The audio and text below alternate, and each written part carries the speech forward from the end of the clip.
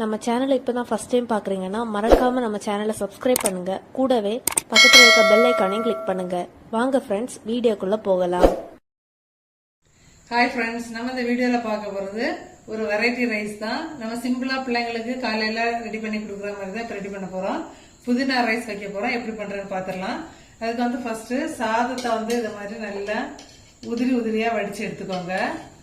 அப்பதான் வந்து எந்த வெரைட்டி ரைஸ் செய்யறதா இருந்தாலும் சாதம் இந்த மாதிரி இருந்தா தான் நல்லா இருக்கும். நீங்க என்ன ரைஸ் வேணாலும் எடுத்துக்கலாம். பிரியாணி ரைஸ் வேணா எடுத்துக்கலாம். இல்ல நீங்க எது நீங்க சமையலுக்கு யூஸ் பண்றீங்களோ அந்த அரிசி எடுத்துக்கோங்க. ஆனா வந்து உதிரி உதிரியா இருக்கணும், அந்த மாதிரி குக் பண்ணிக்கோங்க. இப்ப இதை வடிச்சு தனியா எடுத்து வச்சுக்கலாம். இப்ப நீங்க வடிக்கிறதுக்கு முன்னாடி கொஞ்சம் உப்பு சேர்த்து வடிக்கிறதா கூட வடிச்சுக்கலாம், ஒன்றும் பிரச்சனை இல்லை.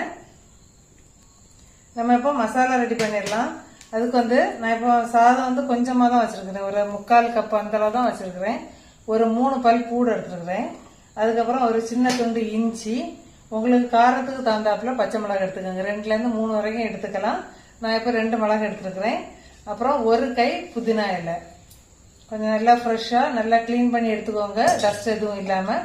இப்போ இதை அவ்வளோத்தையும் சேர்த்து நம்ம பல்ஸ் மோடில் ஓட்டி எடுத்துட்டு வந்துடலாம்.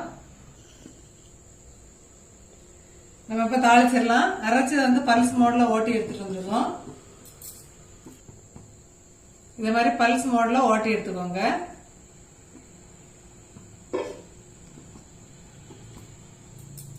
இப்ப தாளிச்சிடலாம். தாளிக்கிறதுக்கு நீங்க என்ன எண்ணெய் சேர்த்துக்கலாம். நான் இப்ப நல்லெண்ணெய் சேர்த்துக்கிறேன். ஒரு 2லேருந்து 3 ஸ்பூன் எண்ணெய் சேர்த்துக்கலாம்.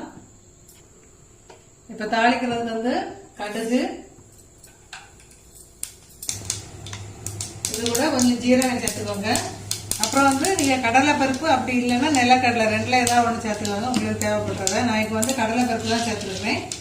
நிலக்கடலை பிடிக்கும் அப்படின்னா நிலக்கடலை சேர்த்துக்கோங்க. அப்புறம் கொஞ்சமா கேஷ்யூ நட்ஸ் சேர்த்துக்கலாம். அதெல்லாம் வந்து விருப்பம் தான். நான் இப்போ கடலை பருப்பு மட்டும் தான் சேர்த்துருக்கிறேன். அதுக்கப்புறம் காரத்துக்கு தகுந்தாப்புல வரமிளகாய் கொஞ்சம் சின்னதா இருந்தா 1-2 சேர்த்துக்கலாம். நான் வந்து கொஞ்சம் பெரிய சைஸ்ல இருக்கு வரமிளகாய், இந்த அளவு பெருசா இருக்கு. அதனால வந்து கொஞ்சம் கம்மியா, இந்த அளவு பெரிய சைஸ்ல இருக்கிறதுனால நான் கொஞ்சம் பாதி தான் வெட்டி சேர்க்கிறேன். உங்களுக்கு தேவைக்கு ஏற்றாப்புல நீங்க காரத்துக்கு தகுந்தாப்புல சேர்த்துக்கோங்க.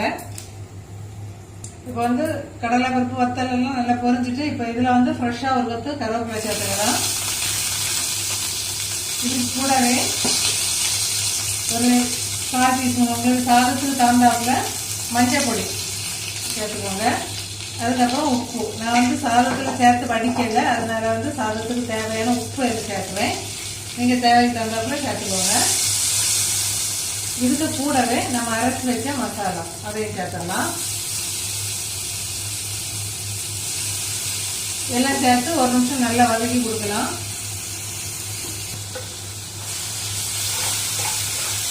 நல்லா ஒரு நிமிஷம் வதக்கி கொடுத்துருவாங்க. அந்த பச்சை வாசனை போகிற அளவுக்கு.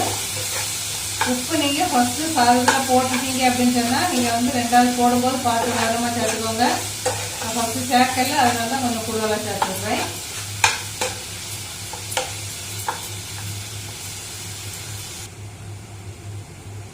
இப்ப பச்சை வாசனை போற அளவுக்கு நல்லா வந்து 2 நிமிஷம் வதக்கி எடுத்துட்டோம். இந்த டைம்ல வந்து சாதத்தை சேர்த்து கிண்டிடலாம்.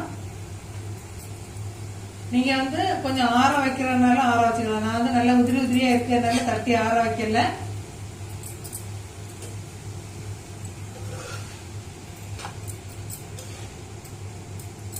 சாதத்தோட சேர்த்து நல்லா கிண்டி எடுத்துடலாம். இப்ப சூப்பரான புதினா ரைஸ் ரெடி ஆயிட்டு. இதே மெத்தட்ல ட்ரை பண்ணி பார்த்துட்டு மறக்காம கமெண்ட் பண்ணுங்க ஃப்ரெண்ட்ஸ்.